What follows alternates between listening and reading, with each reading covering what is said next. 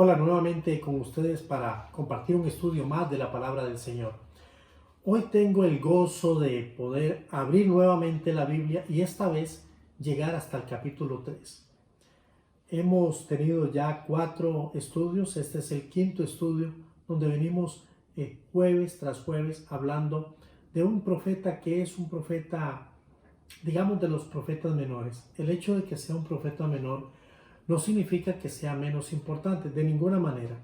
Me gustaría, aunque vamos a tratar hoy los versículos 28 y 29 del capítulo 2 y tratar de incursionar en el capítulo 3, me gustaría que pudiéramos ordenarnos un poquito. De pronto usted se está conectando hoy, es la primera vez que está escuchando esta serie de estudios, entonces yo quiero como ponerlo un poquito al día. Puede ser que más bien usted sea una persona que los ha estado siguiendo, entonces usted va a tener la oportunidad de remarcar lo que hemos aprendido. ¿Qué le parece si me acompaña y tenemos una palabra de oración y luego juntos estudiamos el texto de la palabra? Bendito Dios, quiero darte muchas gracias porque es un privilegio, una bendición de estar juntamente con cada uno de mis hermanos y todos aquellos que nos están siguiendo durante estos jueves. Sabemos que la palabra no regresa a ti vacía y que hoy vamos a tener el gozo de poder trabajar mucho sobre el texto mismo y recordar las verdades que tú nos has venido enseñando a través de estos jueves.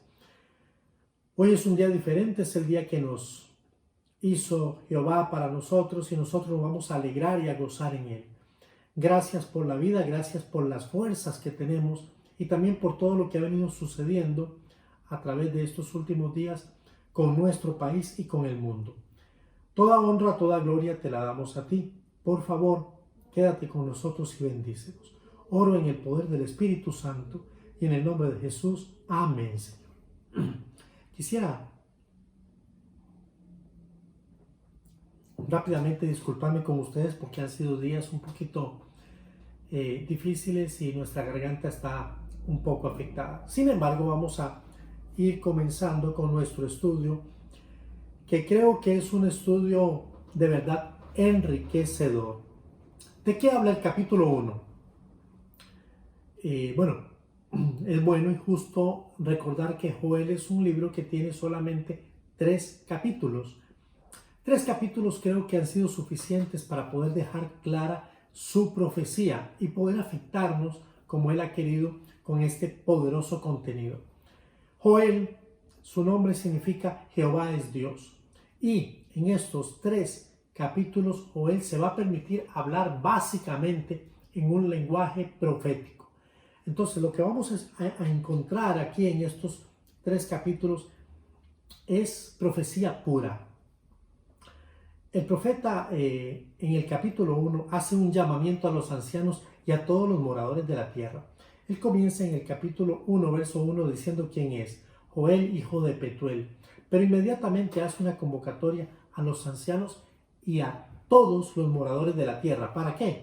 Para que tengan conciencia del evento que del evento que ha ocurrido. Este es un tiempo pasado. Él quiere que los ancianos y todos los moradores tengan claro y tengan presente que este evento vino para marcar la vida de Jerusalén, la vida de Judá, o sea, del reino del sur. Y además tienen la tarea, la gran tarea de compartirlo a las siguientes generaciones, comenzando con sus hijos. Entonces lo que el profeta dice: ustedes tendrán que decirle a sus hijos y sus hijos a los hijos de ellos y luego a todas las siguientes generaciones. ¿Qué cosa? Bueno, lo que él denuncia en el capítulo 1, verso 4, no es otra cosa más que una terrible plaga de langostas. Verso número 4 habla de una plaga en donde el animal, la langosta, en sus 4 facetas, la oruga, el saltón, el revoltón y la langosta, aniquilaron por completo con todo lo verde. Y se aniquilaron con todo lo verde, pues prácticamente dejaron al pueblo de Dios a la intemperie. Fue una devastación total.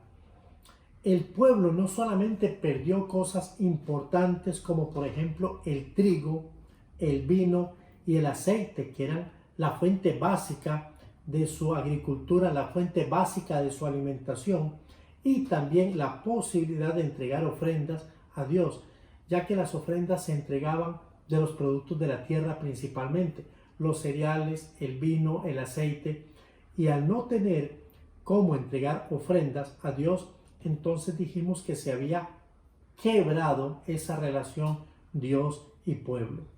Esta plaga fue una plaga terrible. El pueblo perdió su identidad y perdió su paz. No se podían entonces entregar de ninguna forma ni siquiera ofrendas al Dios Todopoderoso. La recomendación que hace el profeta en el capítulo 1 es proclamar ayuno. Dijimos que el ayuno es la forma de sacrificar, de someter la carne, el placer de la carne a todo lo que es alimento y cualquier otro tipo de gustos. Dijo el profeta, convocar una asamblea, o sea, reunir a todo el pueblo, convocar a todos los moradores de la tierra y clamar a Jehová. De eso se trata precisamente el capítulo 1. Después de ese evento, que ese evento afectó a todos, afectó desde los borrachos, afectó al pueblo de Dios, afectó a los jóvenes, a las señoritas y también a los sacerdotes, que eran la clase más alta. El profeta dice en el capítulo 1, yo les insto a clamar a Jehová. Capítulo 2, ya en el capítulo 2 comienza a describirse lo que mencionó en 1:15. Ay del día, porque cercano está el día de Jehová, y vendrá como destrucción por el Todopoderoso. Ya en el capítulo 1, el profeta en el verso 15 comienza o menciona el día del Señor. El día del Señor dijimos que es el meollo, el tema central del libro. Es una profecía que quiere dirigirnos a todos a este gran evento, comenzando con el evento que hubo en el capítulo 1, que de por sí es un evento ya espantoso, terrible. Las langostas habían deshecho prácticamente al pueblo, pero en el capítulo 2, él comienza a describir lo que ya se anunció en el capítulo 1, vendrá futuro el día del Señor. Esta es la primera vez que se mencionó en 1:15 la frase el día del Señor. Quisiera decirles lo que el capítulo 2 comienza a describir, que ya lo hemos dicho en otros estudios, pero si usted se está conectando por primera vez, queremos ponerlo al día. El profeta va a decir, hablando ahora del día del Señor. En primer lugar, está cercano. ¿Está bien? Algunos de nosotros hemos escuchado profecías y hemos visto cómo las profecías se han cumplido a lo largo de los años. Profecías mesiánicas, profecías para el pueblo de Dios como tal. Pero esta profecía es una profecía que ciertamente tiene que ver con el pueblo de Israel y de alguna manera tiene una tremenda aplicación para la iglesia de hoy. Y este hermoso texto del capítulo 2 nos introduce diciendo, el día del Señor está cercano. Si nosotros pensábamos que esta profecía era una profecía que se cumpliría tardíamente, pues quiero recordarle que se escribió 750 años antes de Cristo. Para nuestra fecha llevaríamos ya unos 2750, 70 años aproximadamente. Y hoy el profeta nos está recordando, el día del Señor está cercano. ¿Cómo será? Día de tinieblas, de oscuridad, de nube y de sombra. Un día tremendamente oscuro. Será un día oscuro y la oscuridad traduce incertidumbre, temor, miedo y pánico. Lo que está pasando aquí es algo fuerte. Lo que va a suceder, que es futuro, primero ya está pronto a cumplirse. Segundo, es un día muy oscuro y en este día vendrá un ejército, es lo que está señalando el capítulo 2, un ejército que va a atacar a Israel. Recuérdense que eso tiene que ver con juicio, como lo fue el capítulo 1. En el capítulo 1 hubo juicio por causa del pecado. Dijimos que Joel nunca mencionó el pecado de Israel. Eso es muy interesante, porque Amós sí menciona el pecado por el cual está denunciando al pueblo. Y Oseas también lo hace. Perdón, Oseas primero y luego Amós. Oseas dice, ustedes han sido idólatras.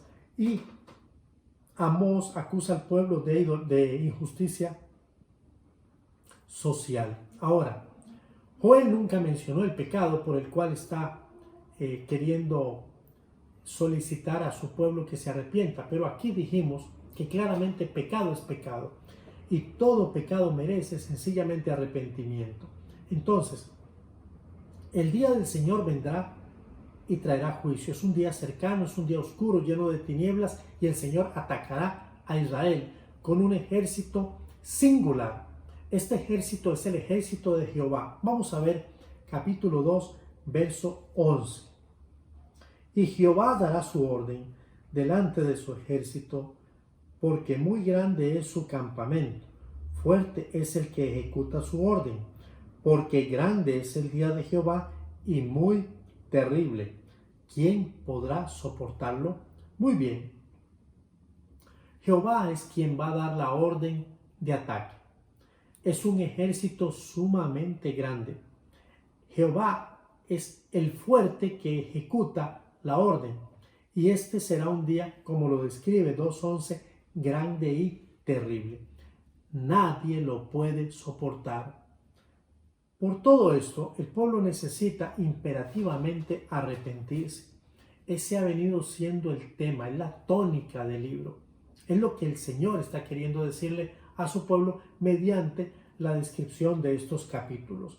Entonces, en el capítulo 2, versículo 12, que es un texto clásico, dice así el profeta: Por eso pues, ahora, dice Jehová, convertíos a mí con todo vuestro corazón, con ayuno y lloro y lamento. Y el verso 13 añade: rasgad vuestro corazón y no vuestros vestidos, y convertíos a Jehová vuestro Dios. Porque misericordioso es y clemente, tardo para la ira y grande en misericordia, y que se duele del castigo. No se espera solamente un arrepentimiento, se espera un arrepentimiento que sea auténtico, verdadero, genuino, de corazón. Cuando el Señor dice rasgad vuestros corazones y no vuestros vestidos, es que este simbolismo de rasgar la ropa era una evidencia externa, digamos, de una experiencia de arrepentimiento. Pero ahora el Señor no está queriendo apelar a través del profeta solo al tema externo. Él quiere que desde el interior haya un arrepentimiento genuino. ¿Y qué podría provocar un arrepentimiento con estas características? Bueno, que Jehová no envíe su juicio. Eso es. Y si lo envía, por lo menos nos libre a nosotros o libre al pueblo, a su pueblo, de tan tremendo castigo. Mire el verso 14 del capítulo 2.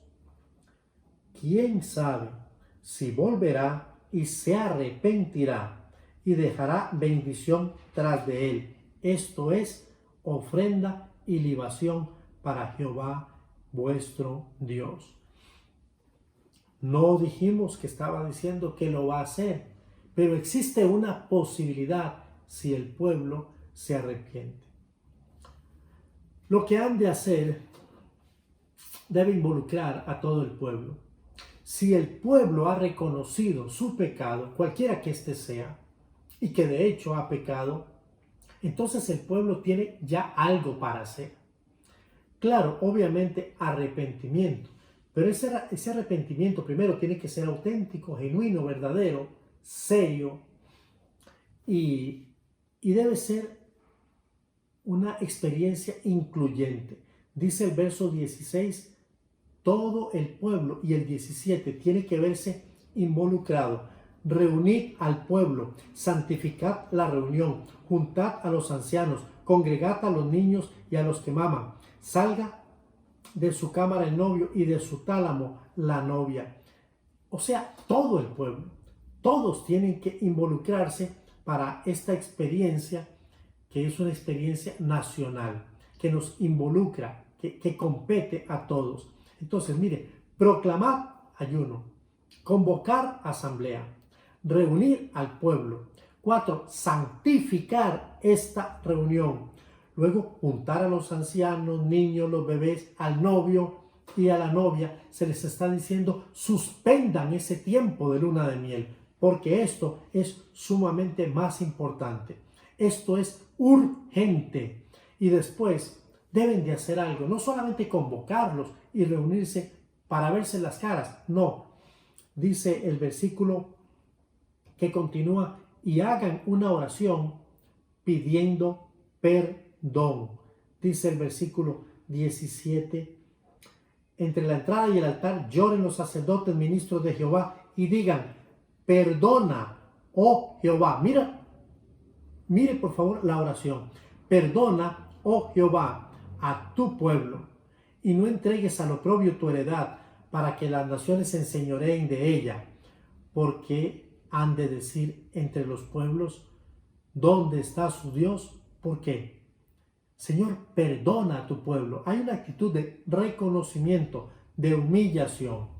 Ahora, en el capítulo 2 siempre, si el pueblo se arrepiente de corazón, algo que yo les puedo asegurar por la experiencia, por los años y por el conocimiento que tengo de la palabra del Señor, es que Dios va a responder.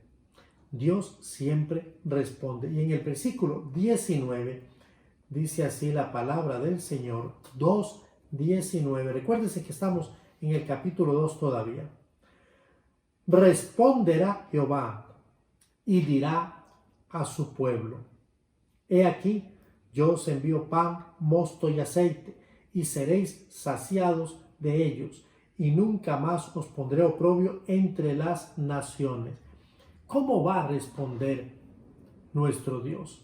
¿Cómo va a responder Dios al pueblo, a su pueblo que se ha arrepentido? Bueno, en primer lugar, restaurando su agricultura.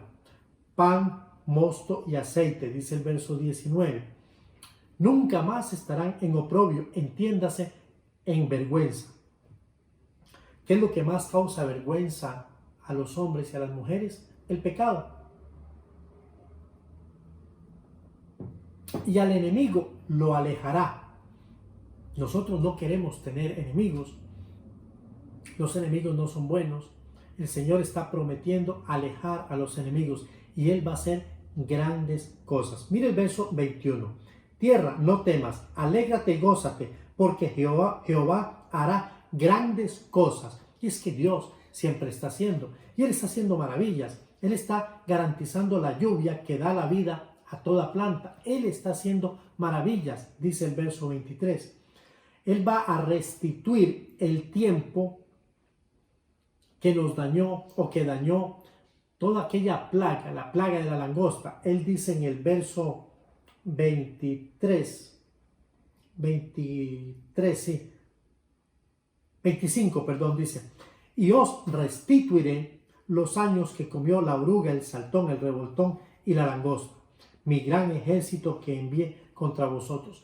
Dios va a devolver ese tiempo, lo va a restituir como respuesta al arrepentimiento del pecado del pueblo. Y sobre todas las cosas, vamos a poder conocer a Jehová. Es lo que le dice Jehová al pueblo. Y conoceréis que en medio de Israel estoy yo, verso 27, y que yo soy Jehová vuestro Dios, y no hay otro, y mi pueblo nunca más será avergonzado. Casi estamos llegando al final del capítulo 2. Y entonces llegamos al verso 22. Este versículo es un versículo muy interesante. Algunos creen que aquí termina un capítulo y empieza otro. Es un poquito complejo porque los teólogos no se ponen de acuerdo en algunos conceptos de este versículo Yo voy a decir lo que encontré y no vamos a querernos complicar más, porque recuérdense que esta es una profecía que ha de cumplirse. En el versículo 28 dice Jehová que después de esto es que derramará de su espíritu sobre toda carne, y nuestros, o sea, sus hijos e hijas profetizarán, los ancianos soñarán sueños y los jóvenes verán visiones. ¿Qué tiene que ocurrir para que el espíritu sea derramado como lo sugiere la profecía? Bueno, lo que muchos están creyendo es lo que se ha anunciado en el capítulo 1 y ha continuado durante todo el capítulo 2, que el pueblo se arrepienta genuinamente. Cuando el pueblo se arrepiente, entonces el avivamiento se da. ¿Cuál es el propósito por el cual Dios enviará a su espíritu? Bueno, recuérdese que todo el pueblo será recipiente para el espíritu de Dios. Esto va a permitir entonces que aquella responsabilidad que tenía el sacerdote de interceder delante de Dios ya no sea solamente una responsabilidad del sacerdote, sino que sea una responsabilidad compartida, porque ahora todos tienen la posibilidad de ser recipientes para que el Espíritu de Dios sea sobre ellos. Entonces ahora tendrán la responsabilidad de mantener una lealtad hacia Dios. Y no serían únicamente entonces los sacerdotes. Esto fortalece la doctrina del sacerdocio universal. Usted y yo somos sacerdotes y ahora por tener esa bendición tenemos la responsabilidad también. Y es lo que el Señor le está diciendo al pueblo. El Señor le está diciendo al pueblo, ustedes van a ser objetos de esta bendición. Ustedes van a tener el privilegio de poder ser receptáculos, recipientes en donde el Espíritu de Dios se deposite. Eso tiene derechos, pero también tiene deberes. Y uno de los deberes es vivir en santidad, honrando a aquel a quien nosotros debemos honrar y servirle. ¿Sobre quiénes, la pregunta, sería derramado el Espíritu Santo? Bueno, la profecía de Joel, capítulo 2, verso 28, es incluyente. Él dice que derramaría su espíritu sobre ancianos, jóvenes, mujeres, hombres, ricos, pobres, siervos y siervas. Nuestras iglesias, de alguna manera, si nosotros somos justos, tenemos que reconocer que se ven afectadas por la aplicación de esta palabra. Y muchos de los pastores somos responsables por no haber sido hombres y mujeres comprometidos en el discipulado y hemos hecho que muchos de nuestros jóvenes, señoritas, hombres y mujeres no estén logrando esa lealtad que honra y glorifica a nuestro Dios. Tenemos que asumirlo. Sí, líderes, yo como siervo suyo y como uno de sus representantes, tal vez con un grupo de liderazgo que formamos una congregación, tenemos que asumir la responsabilidad. No hemos sido comprometidos en el discipulado, en enseñar la trascendencia de una profecía que es vigente, que es real y que alcanza también a la iglesia. Ahora todos somos responsables de un avivamiento. Y si el avivamiento no se da, es porque todavía hay pecado sin confesar, pecado del cual no nos hemos arrepentido. Porque la manifestación del Espíritu Santo se da cuando la iglesia realmente se ha arrepentido. Cuando el pueblo se arrepentía, entonces venía la bendición. Esto es como debería ser, esto es lo ideal. Así debe ser el día del Señor. Si hay un arrepentimiento verdadero, esto va a traer victoria sobre los enemigos. Ahora, el derramamiento del Espíritu es una realidad. Dentro de las posturas hay quienes creen que este derramamiento del Espíritu es una profecía para cumplirse precisamente en los días previos a la gran tribulación.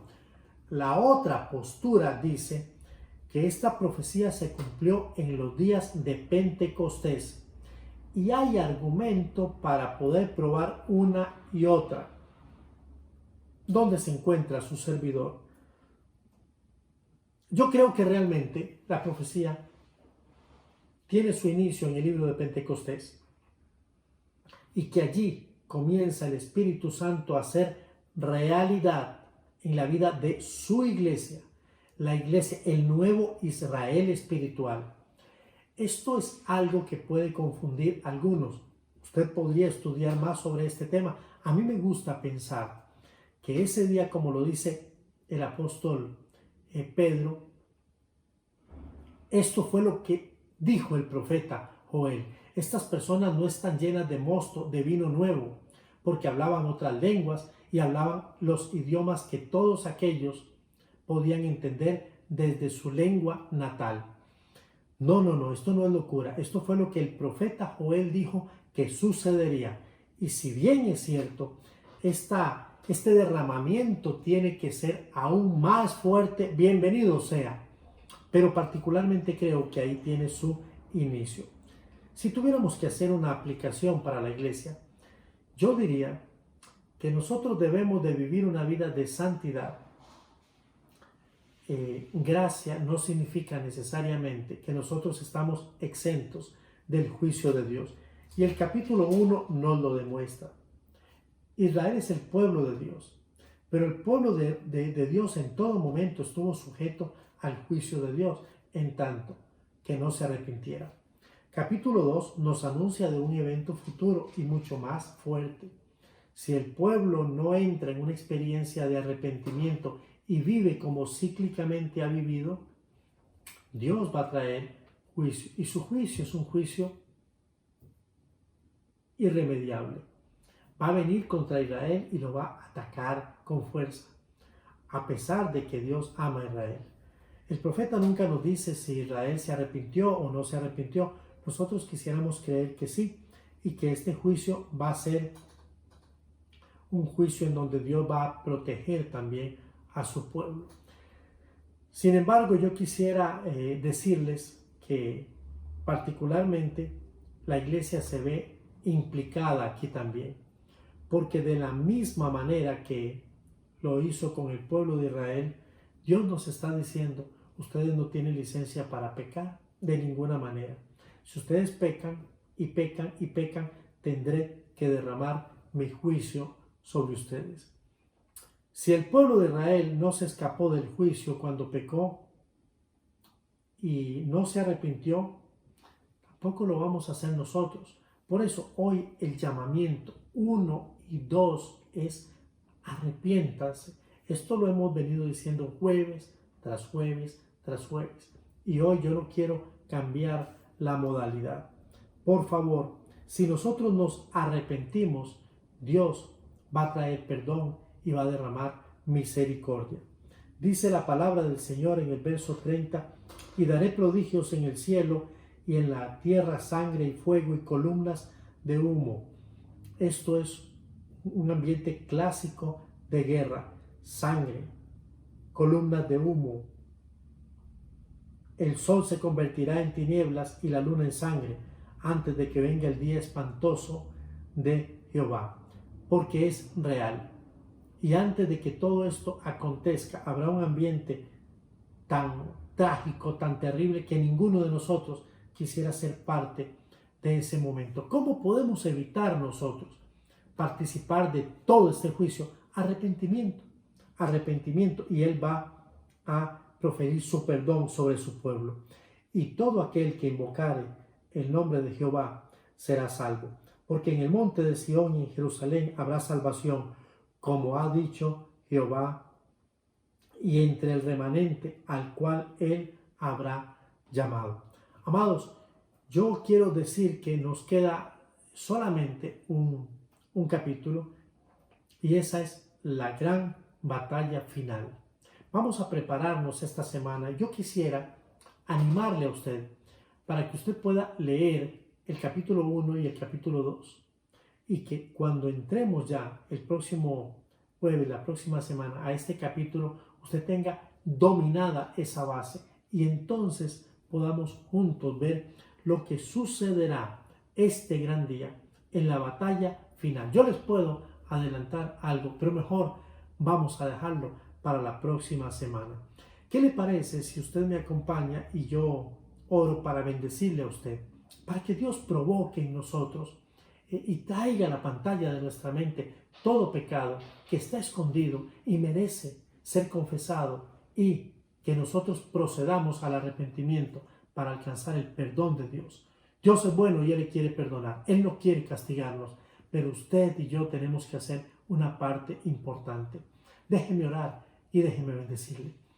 Padre, quiero darte gracias por las personas que han escuchado nuevamente este estudio, un estudio que intentamos que sea repetitivo y que sea un estudio que pueda calar en nuestra mente, que nadie nos pueda engañar en relación a lo que esta profecía nos dice. Señor, tú estás queriendo preparar a tu pueblo, pero hay un tema medular. El tema es que el día del Señor es real y viene, está cercano y vendrá de forma terrible sobre el mundo.